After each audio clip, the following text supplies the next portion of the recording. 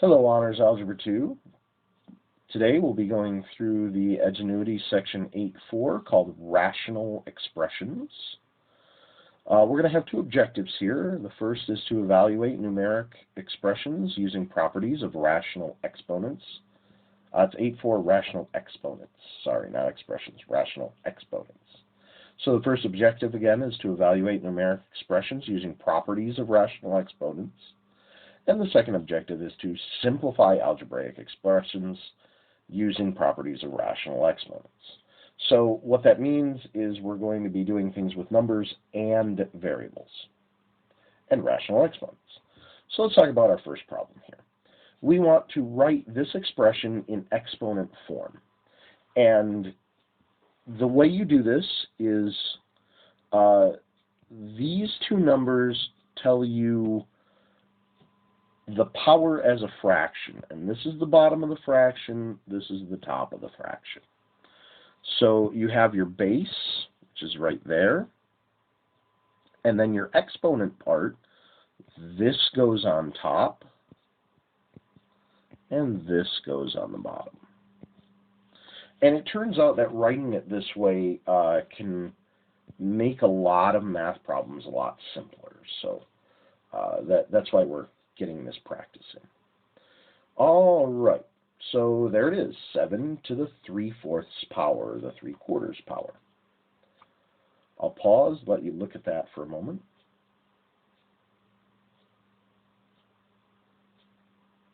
All right, let's move on. Now let's do it the other way. Let's write 6 to the 2/3 power in radical form. So when you do this, there's actually two ways to do this. This is the power, this is the root.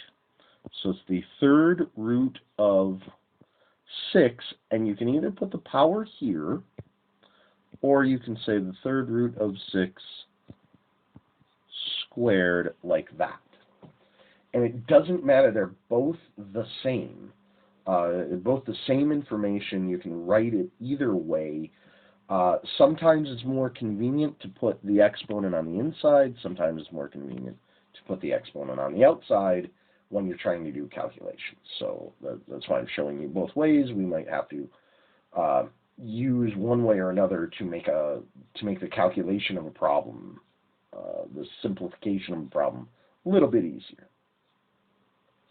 I'll let you look at that for a moment. And let's move on. All right, so now let's talk about simplifying.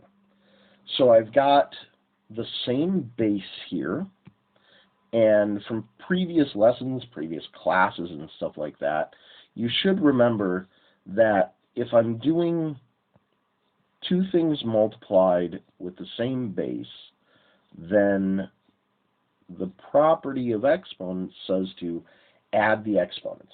And that is no different here, okay? This is the same idea. I put that one base, and I add the exponents. And then, of course, you got to know how to add fractions, right? So let's do a little side thing here, and let's figure out how to do 1/3 plus 1/4. You need common denominators to add fractions. So the easy way is to use this bottom number over here and multiply by a clever form of 1 using it, and use this bottom number over here and multiply by a clever form of 1 using it.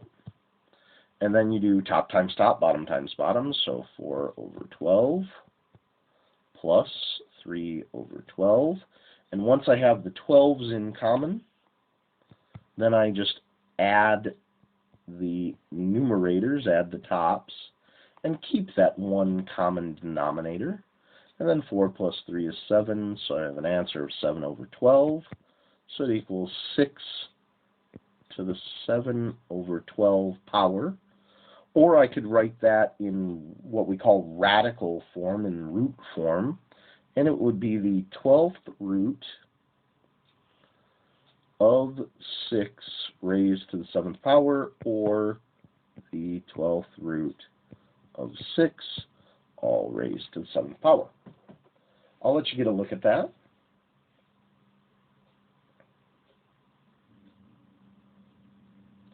All right, let's move on.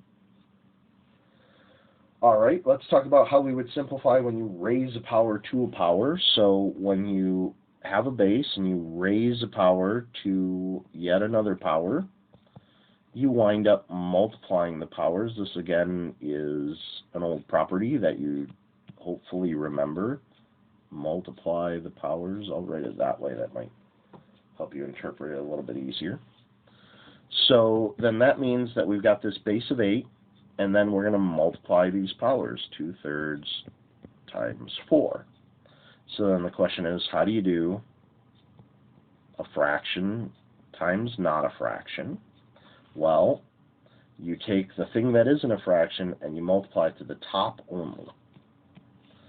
So it'll be 2 times 4 divided by 3, which is 8 over 3.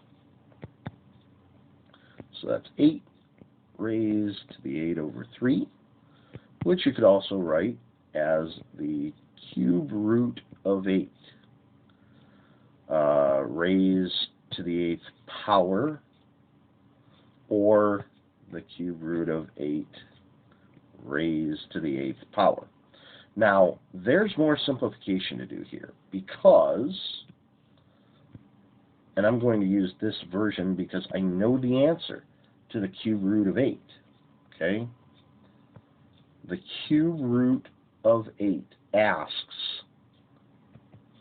what number did I raise to the 3rd power and get 8? What's that number? Well, that number is 2. 2 to the 3rd equals 8. So this is like 2 to the 8th power. So that's why it's good to know that you can write them in both ways, because if I'd only had this way, I might have been trying to do 8 to the 8th power and then figure out the cube root, and that's a much bigger problem. 2 to the 8th is still a pretty big problem, but multiplying by 2 is a whole lot easier over and over again than it is to multiply by, than it is to do 8 to the 8th, to multiply by 8 over and over again. The numbers just get unwieldy big really, really fast, right? There's also clever ways to do this, okay? For example, 8 is 4 times 2, so I could do 2 to the 4th squared, sort of going backwards in this process here to get an answer. And 2 to the 4th is really easy to get. It's 2 times 2 times 2 times 2, which is 4 times 4, which is 16. So this is 16 squared. And 16 squared I could work out. I could take out a calculator and do it. Let's just do that with this one. 16 times 16, which is 256. So this is a good answer. This is a good answer. And then finally, 256 is our most simplified answer. I'll pause for a moment, let you look at that.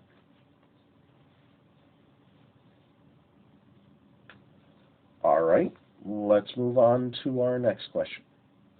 All right, so let's do some evaluating with several different ones, and we're going to have to talk about different properties here, and that's okay, we'll talk about them. So I've got a negative here. A negative, let's do A.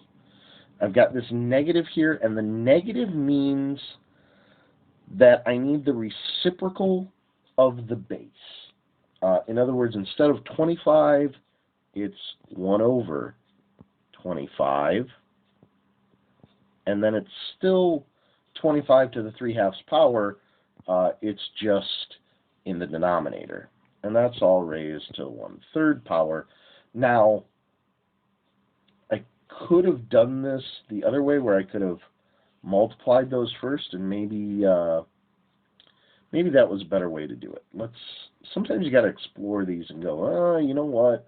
That's a little tougher than if I did that. So what if I do 25 and I do to the negative 3/2 times 1/3? Well, that's actually a little bit nicer, because the 3's will cancel, and that'll give me 25 to the negative 1/2.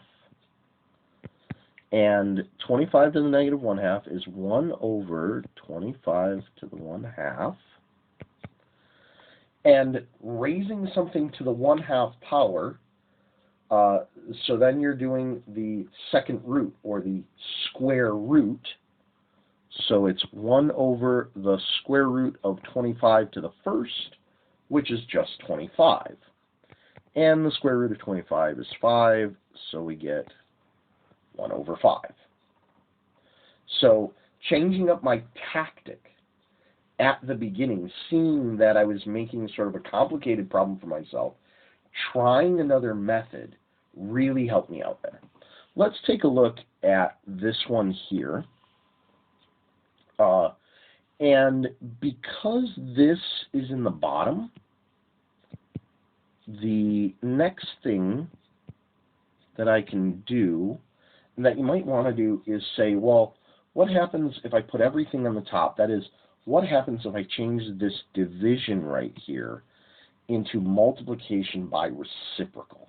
Well, that's really easy in the case of powers, exponents, because I take 22 to the second, and I change the multiplication, and I take the reciprocal of this denominator, and you can represent reciprocals by simply changing to the opposite sign of the exponent. So I've got positive 4/3, so if I change it to negative 4/3, that's an awful negative sign there, negative 4/3. Now, I've got something where I've got two bases being multiplied, and I just need to add the bases, or add the exponents, keeping that base.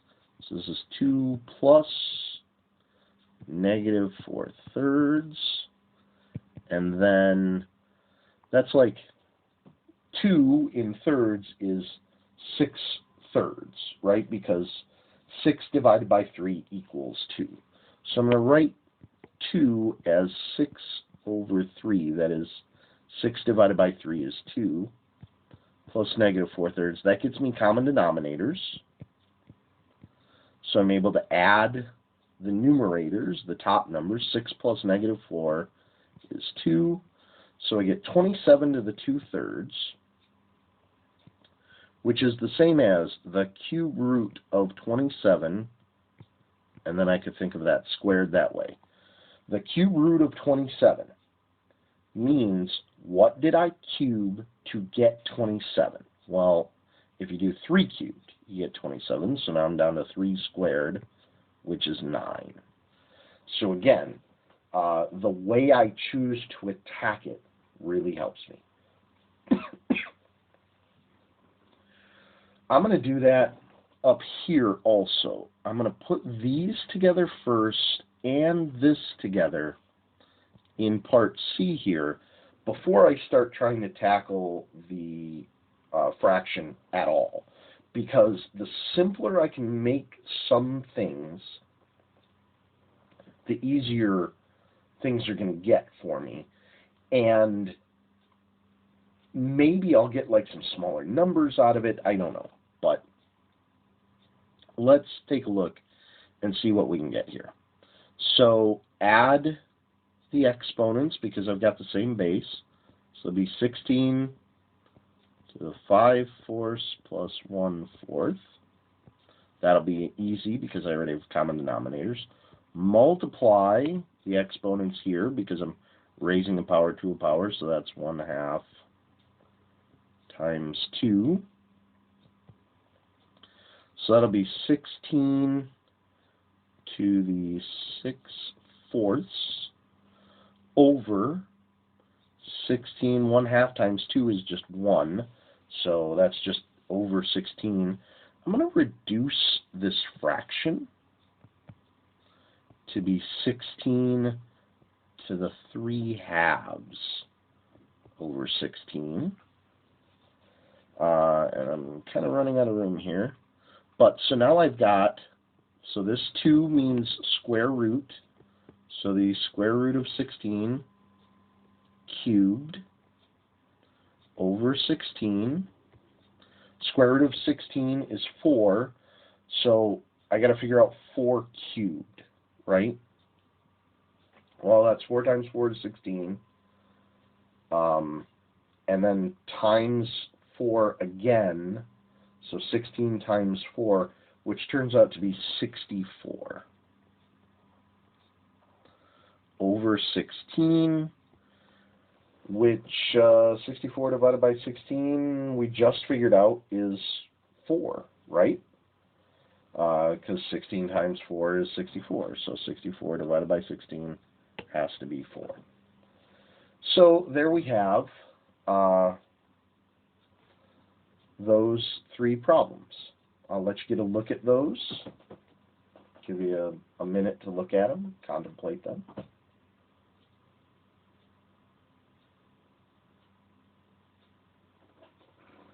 All right, let's look at the next one. So now, what happens when we have variables? Okay, if we want to write this in radical form, very important that there are no parentheses right there. That's really important. That means that this exponent only goes with that variable. So that means it's x times this stuff. So this gives us the root here, so that's the 5th root of y squared. I'm going to put it in there that time because I don't see any good reason to put it on the outside. We could go one step further and remove the parentheses and just say it's x times the 5th root of y squared, like that. There's really nothing, there's no good interpretation either way. Both of these answers are perfectly fine. All right, I'll let you look at that. And we've got one more problem in this section. All right, let's take a look at it. So now we want to write this in exponent form. And one of the keys to this is that if you're multiplying inside of a root, a radical symbol, then you can split it up and multiply separately. That is to say, I can do the 4th root of x to the 7th times the 4th root of y, and I can do those separate. Now you cannot do this, you wouldn't be able to do this if it was addition or subtraction. That doesn't work. Multiplication and division, it does. So the first one, here's the bottom of the fraction, here's the top of the fraction. So that's x to the 7 over 4 power times y. Here's the bottom of the fraction. There seems to be no number for the top of the fraction, so the top of the fraction will be 1. So x to the 7/4 times y to the 1/4 is the answer to this one. I'll let you get a look at that for a moment, and we are done with this section. Thank you, everyone.